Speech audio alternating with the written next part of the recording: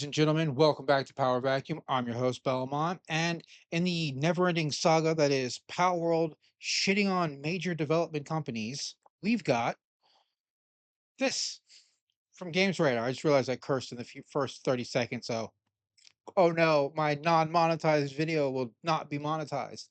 Anyway, Games Radar reports Power World team announcement tease reminds us 2025 isn't over yet. Thinking we should announce one final publishing game for the year. Pocket Pair previously published this year's Hollywood horror title Dead Take, and as well as Power World back in February. When you purchase through links on our site, we may earn. Oh, yeah, I don't care about that. There are just under 2 months before 2025 comes to a close, which means you are probably already checking out at work for the year. Pocket Pair Publishing, however, certainly isn't. The publishing arm of the team behind Power World is teasing it still has something up its sleeve before the year is out.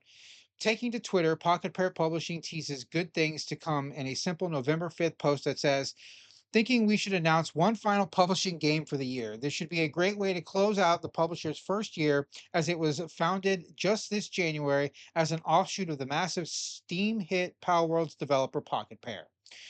Pocket Pair Publishing launched earlier this year, revealed the first developers team. It would be partnering with Surgent Studios, known for their Afrofuturist Metroidvania tales of Kenzeru Zhao.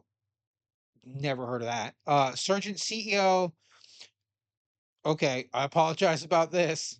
Abu Bakar Salim described that project in a press release as a short and weird horror title. The project would eventually become Dead Take, which released at the end of July this year and starred the likes of Baldur's Gate 3, Neil Newborn, and Final Fantasy 16's Ben Starr. Am I supposed to know those people? Is this like Alistair? Yep. Okay. Or Astarion, right? Not Alistair. Yeah, Astarion. Sorry, I screwed that up. I corrected it immediately. As soon as I was like looking at his face, I was like, Alistair's not right. It's Astarion. But he's like Astarion and Shadowheart. If Baldur's Gate crew knew what they were doing when they made that game, they would have probably put way more focus on those characters because they're like the two characters that everyone outside of playing Baldur's Gate gives a shit about. Like Baldur's Gate hardcore fans, Karlach. Let's be real. Everybody fucking loves Karlach. Shadowheart gets really annoying if you get deep into her story because it's just the whole woe is me. She's just DTM the character, right? If you know what DTM is. And if you don't, well, then you probably weren't a goth in the 90s or 2000s. But I mean stark tragic and misunderstood. I couldn't just let you suffer. Sorry. But let's get back into the article here. But now, beyond Pocket Pair's vague new tease that it'll announce another game, we have no lead on what the next Pocket Pair publishing title could be. The only sure thing is that it will be a small studio and, per comments last month, won't utilize generative AI in any way.